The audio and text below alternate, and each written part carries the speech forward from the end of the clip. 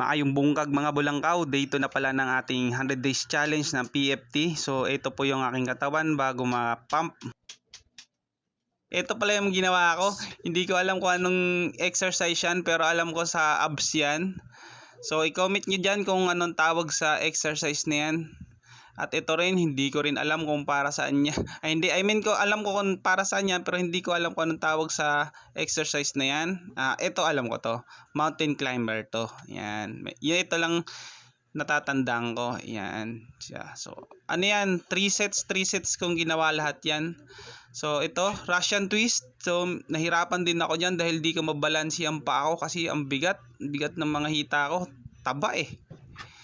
So, darating din na araw, mape-perfect din natin yan. Ito rin, hindi ko rin alam kung anong tawag sa exercise na to. Pero ito, tinatamaan talaga niya yung abs ko. Masakit siya, kaya hindi ako masyado makabangon dahil masakit. Tas ang bigat din ng ano ko, balikat.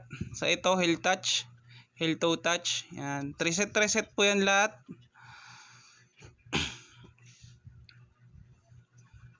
Medyo nakakabagod talaga. So ito, hindi ko rin alam kung anong tawag sa exercise na to. Sa abs din to siya. Masakit din sa abs yan. Talagang mararamdaman mong tinatamaan siya. So 3 set ko rin ginawa yan. Napapayuko pa, sobrang sakit. And the last, ito na, pumampa ko ng dapat hindi ako ngayon magpo-push up, pero dahil parang nabitin ako, pinam ko ng konti yung dibdib ko, chest lang tinira ko kasi nga medyo masakit. So ilan lang nagawa ko niyan, wala pang 50. So ayun lang guys, salamat sa panonood, watch till the end, maraming salamat.